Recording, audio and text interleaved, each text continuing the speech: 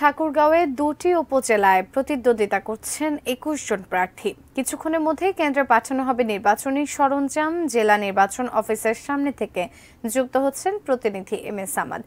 সামাদ, কি দেখছেন, নির্বাচনী সরঞ্জামগুলো কখন নাগাদ পৌঁছাতে পারে এবং সেই সাথে শেষ মুহূর্তে আসলে প্রচারণা কেমন করছেন প্রার্থীরা, সবকিছু মিলিয়ে জানাবেন। ধন্যবাদ সুজানা। রাতে বৃষ্টি হয়েছে এবং নির্বাচনী যে প্রচারণা সেটিরও সময় গেল রাত 12টায় শেষ হয়ে গিয়েছে। সেই কারণে আজকে সকালটা একটু খানিকটা নিস্তব্ধ বলা চলে। অর্থাৎ যেহেতু দীর্ঘ সময় ধরে অর্থাৎ তফসিল নির্বাচনী যে প্রতীক বরাদ্দের পরপরই যারা নির্বাচনের প্রার্থীরা রয়েছেন, নেতাকর্মীরা রয়েছেন, তারা কিন্তু দিনরাত উজাড় করে নির্বাচনী যে প্রচারণা এবং যিনি পছন্দের যে প্রার্থী তার যে প্রচারণা সেটি কিন্তু চালিয়ে গিয়েছেন।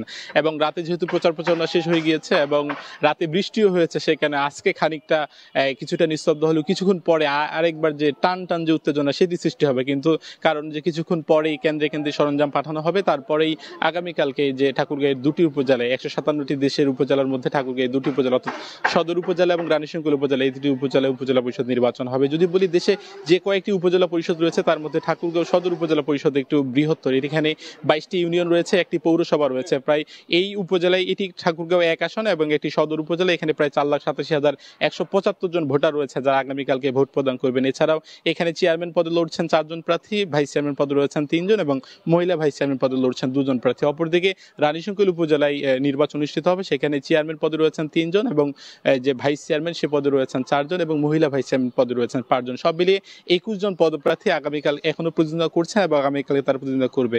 এবং আমরা দেখলাম যে নির্বাচনী প্রচারণা করবার সময়ে একজন প্রার্থী অপরজনে পাল্টাপাল্টি নানান ধরনের অভিযোগ ছিল এবং এখানকার যিনি এমপি রয়েছেন অরুণাংশু দত্ত টিটু, যিনি আনারস প্রতীকের প্রার্থী রয়েছেন, তিনিও কিন্তু প্রভাব খাটানোর একটি অভিযোগ করেছেন। অপরদিকে এমপির পক্ষ থেকে বলা হয়েছে যে তিনি নিরপেক্ষ রয়েছেন। এরকম নানান ধরনের অভিযোগ রয়েছে, অভিযোগের ব্যাখ্যাও রয়েছে, এরকম নানান ধরনের তারা অভিযোগ রয়েছেন। কিন্তু যারা ভোটাররা রয়েছেন তাদের সঙ্গে আমাদের কথা বলেছে, তারা কিন্তু বলছেন যে যারা উন্নয়নের স্বার্থে কাজ করবে এবং এই দুটি উপজেলাকে যারা মডেল উপজেলায় পরিণত করতে পারবে এবং জনগণের সুখে দুঃখে যারা কাজ করবে তাদেরকে তারা আগামীকালকে যে তাদের যে ভোটাধিকার সেটি প্রয়োগ করে জয়যুক্ত করবেন। এবং কিছুক্ষণের মধ্যেই সদর উপজেলার যে 185টি ভোট কেন্দ্র রয়েছে সেখানে নির্বাচনী যে সরঞ্জাম সেটি পাঠানো হবে। সুজানা।